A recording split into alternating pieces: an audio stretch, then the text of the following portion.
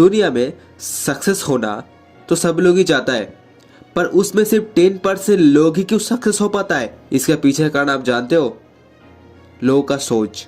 100% लोगों के अंदर 90% लोग कहते हैं कि मेरे फादर अमीर नहीं, मेरे पास उतना पैसा नहीं, मेरा कोई सपोर्टर नहीं, ब्ला ब्ला। तो आज मैं आपको एक ऐसा सक्सेस स्टोरी सुनाने वाला हूँ जिसका फादर एक गरीब फार्मर था।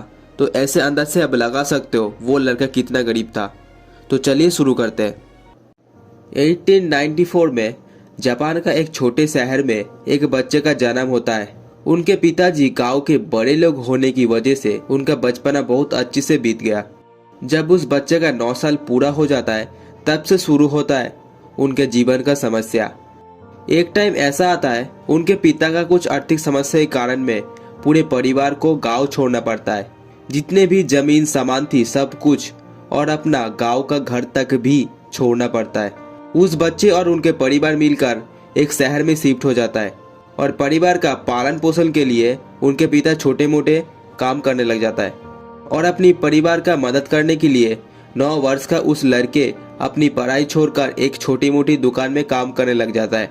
यहाँ वो सुबह सबसे पहले उठ जाता था और दुकान में साफ सफाई का काम करता था, और साथ में दुकान का अन्य छोटे मोटे काम करने के बाद अपने मालिक का बच्चे को देखभाल करने में लगे रहते थे। कुछ ही महीने इसी तरह बीत गया, लेकिन कुछ ही महीने बीत जाने के बाद उस दुकान में कुछ खराब होने की वजह से उसको निकाल दिया, और इसके बाद उस लड़के एक साइकिल बेचने वाली दुकान में काम करने लगे।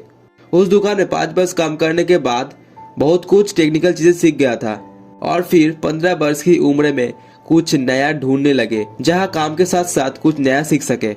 और फ्यूचर में बिजली का अति संभावना को देखते हुए उसे लगा इसी में कुछ नौकरी मिल जाएगा तो बढ़िया होगा। और एक दिन एक ओसाका इलेक्ट्रिक लाइट कंपनी का विज्ञापन मिला। उसमें लिखा था उस कंपनी में कुछ नया एम्प्लॉय का जरूरत है, और उसी कंपनी में अप्लाई करने के बाद उसको नौकरी भी मिल गई। और वहाँ काम के दौरान वो हर रोज कुछ नया सीख जाता था। धीरे धीरे समय बीतने लगे और वो खाली समय में अपनी घर में कुछ इलेक्ट्रिक को लेकर एक्सपेरिमेंट करता था। और समय के साथ साथ उसे नौकरी के दौरान बहुत कुछ सीखने को मिला, और कुछ ही वर्ष के बाद उन्हें शादी भी करनी पड़ी। परंतु उनके सपने बहुत बड़ी थी। अपनी वाइफ के साथ बहुत अच्छे दिन गुजर रहे थे। फिर एक दिन अपनी बहुत एक्सपेरिमेंट के बाद एक इलेक्ट्रिक सॉकेट तैयार कर दिया, और वो सॉकेट अपनी मालिक के पास लेके गया दिखाने के लिए। परंतु उसके मालिक उनको बोला ये सॉकेट मार्केट में नहीं चलेगी। उस लड़के सबको इस सॉकेट के बारे में बताया, यहाँ तक भी दोस्तों को भी बताया, परंतु सबने उस पर मजाक उड़ाया और मना कर दिया। लेकिन उसमें कॉन्फिडेंस बहुत थी। फिर एक दिन उस लड़के ठान लिया नौकरी छोड़ देंगे, खुद की एक कंपनी स्टार्ट करेंगे जहां तैयार करा जाएगा इलेक्ट्रिक सॉकेट। उन्हें खुद पर इतना भरोसा था कि एक दिन वो अच्छी खासी नौकरी छोड़कर अपनी घर पे वो और उनका पत्नी इलेक्ट्रिक सॉकेट बनाया करती थी, और वो सॉकेट बाजारों में बेचने के लिए जाया करता था। परंतु उनमें से एक सॉकेट भी बेच नहीं पाता था। उस लड़के का 22 साल हो गया था। वो उस काम को लेकर इतना सीरियस थी, बहुत कोशिश करने के बाद भी एक सॉकेट नहीं बेच पाता था। एक टाइम ऐसा आता है अपनी परिवार का पेट चलाने के लिए अपनी घर तक भी गिरवी रखनी पड़ी। लेकिन वो लड़का हर रोज सुबह अपनी कॉन्फिडेंस के साथ मार्केट में चले जाते थे अपना इलेक्ट्रिक सॉकेट बेचने के लिए। एक दिन ऐसा चमत्कार हो गया, उसे अचानक 1000 फैन इंसुलेटर बनाने का ऑफर आ गया, और उनके बाद उनके मार्केट में सॉकेट और इंसुलेटर का धूम मच गया।